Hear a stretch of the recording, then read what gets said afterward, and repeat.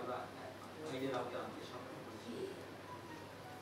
আপনারা জানেন যে বাংলাদেশে সোশ্যাল মিডিয়া নিয়ন্ত্রক এবং সোশ্যাল মিডিয়ায় যে কোনো ব্যক্তি যে কোনো অ্যাড দিতে পারে। কিছু এই গ্রুপ যে গ্রুপটি আমরা অ্যারেস্ট করেছি, এই গ্রুপটি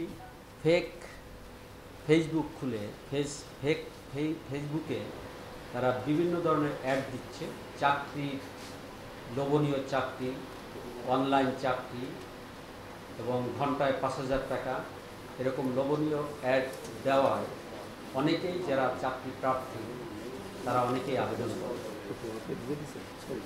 এভাবে অনলাইনে অনেকে আবেদনের প্রেক্ষিতে যারা এই গ্রুপ আমরা ধরেছি যাতে তারা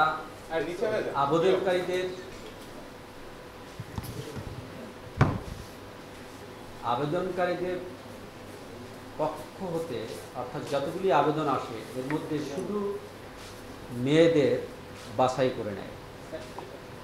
এই মেয়েরা অনেকেই আছেন যে অনেকে গ্রাজুয়েট, ডিগ্রি পাস আছে, ইন্টারমিডিয়েট পাস আছে, বা অনেক ব্রোকেন ফ্যামিলির মেয়েরা আছে যারা সার্ভাইভ করার জন্য একটি চাকরি খুঁজছে। এই সব মেয়েরা দরখাস্ত করার পরে তাদের ইন্টারভিউর জন্য ডেকে আনা হয়। ডেকে এনে তাদের বিভিন্ন রকমের প্রশ্ন এবং বিভিন্ন স্যালারি নিয়ে আলাপ আলোচনা হয় এবং কিছু কাজের কথা বলে যে অনলাইনে এই ধরনের কাজ করতে হবে। যেমন অনেক সময় বলা হয় তাদের যে আন্ডার গার্মেন্টসের অ্যাড দিতে হবে। তো এইগুলি যখন বলা হয় অনেকে যারা নিতান্ত গরিব তারা কিন্তু এই বিপদে পা দিয়ে ফেলেছে, তারা বিশ্বাস করে। আবার যারা কম্পারেটিভলি কিছুটা সামাজিকভাবে সচ্ছল বা উন্নত তারা কিন্তু এই ট্রাপে পা দেয়। কিন্তু যারা পা দেয় তাদেরকে নিয়ে একটা গ্রুপ করে, সেটা হলো টেলিগ্রাম গ্রুপ। এই গ্রুপের মাধ্যমে তাদের সাথে কন্টিনিউয়াসলি যোগাযোগ রেখে তাদের সাথে মোটামুটি একটা গুড রিলেশনশিপ ডেভেলপ করে এবং তাদের যখন যেরকম সহায়তা প্রয়োজন, কেউ আর্থিক সহায়তা প্রয়োজন, কেউ হঠাৎ করে কোনো ড্রেসের প্রয়োজন বা কোনো গিফটের প্রয়োজন, এগুলি তারা সরবরাহ করে যখন ক্লোজ হয় তখন তাদের দিয়ে ক্যাম্প সার্ভিসটা করা হয়। ক্যাম্প সার্ভিস, তারপরে আর একটা শব্দ হলো রিয়েল সার্ভিস। এই বিষয় তো আপনারা জানেন। এখন এখানে এদের যে মোডাস অপারেন্ডি, তাদের যে অপরাধের প্রভাব সেটা হচ্ছে তারা চাকরির প্রলোভন দেখে, চাকরিতে প্রলুব্ধ করে এই মেয়েদেরকে সংগ্রহ করে তাদের দিয়ে অনলাইন ক্যাম্প সার্ভিস করানো হচ্ছে এবং রিয়েল সার্ভিস করানো হচ্ছে। এই ক্যাম্প এবং রিয়েল সার্ভিসের যে মূল হোতা মিস্টার মেহেদি হাসান, এই মেহেদি হাসানকে আমরা গ্রেপ্তার করতে সক্ষম হয়েছি এবং এই মেহেদি হাসান ও তার চাচাতো ভাই সুজন, এই দুইজনের পরিচয় যদি আপনারা শুনেন অবাক হবেন। দুইজন মেডিকেল স্টুডেন্ট, তারা মেডিকেলে পড়াশোনা করে এই সব অনৈতিক জঘন্য কাজ করে গত 6 মাসে আমরা যে স্টেটমেন্ট আমাদের কাছে এসেছে তাতে তাদের 100 কোটি টাকা তারা আয় করেছে। এই 100 কোটি টাকার মধ্যে তারা অনেকে নিজ এলাকা হলো সাতক্ষীরা, যশোর, খুলনা এবং ঢাকায় বিভিন্ন জায়গায় সম্পদ করেছে, জমি কিনেছে, অ্যাকাউন্টে আছে প্রচুর টাকা। এরা যে সার্ভিস প্রোভাইড করে থাকে, কাগজ আপনাদের কাছে আছে, এদের আইডেন্টিফায়ার নাম্বারগুলো হলো যেমন জনস্বার্থে আমরা, দেশি পম্পম, Hasib and silk trusted agency, direct ডেসি video, Dhaka real service centre.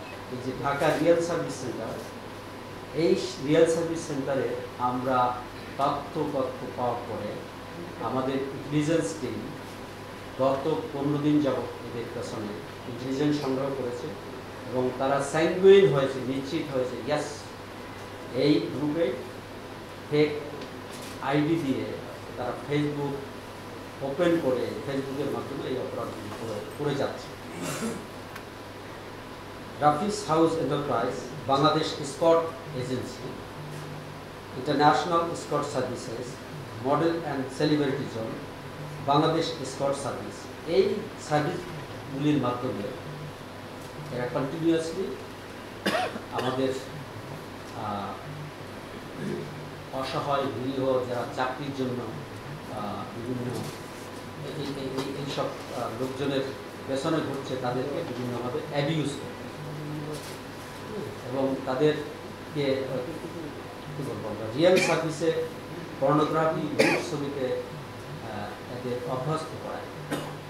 আর এই সার্ভিসগুলি যারা পেতে চায় তারা কন্টিনিউয়াসলি এই গ্রুপের সাথে যোগাযোগ রাখে এবং কখনো কখনো আমরা দেখেছি যে ওদের আমরা ইন্টারভিউশন করে যেসব জিনিসগুলো পেয়েছি সেটা হচ্ছে যদি ক্যাম্প সার্ভিস দেয় সেই ক্ষেত্রে 10 মিনিটের জন্য 1200 থেকে 1500 টাকা ইত্যাদি ইত্যাদি, আর রিয়েল সার্ভিস 8000 থেকে অনেক যতটুকু আদায় করে নিতে পারে। এইভাবে তারা অবৈধভাবে ফ্রিল্যান্সিং একটি ভালো ব্যবসা, আমরা সাধুবাদ জানাই এবং এর মাধ্যমে ফ্রিল্যান্সিংয়ের মাধ্যমে অনেকেই কিন্তু আন্তর্জাতিক পর্যায়ে বেশ সুনাম অর্জন করেছে, বেশ অ্যাওয়ার্ডও পেয়েছে।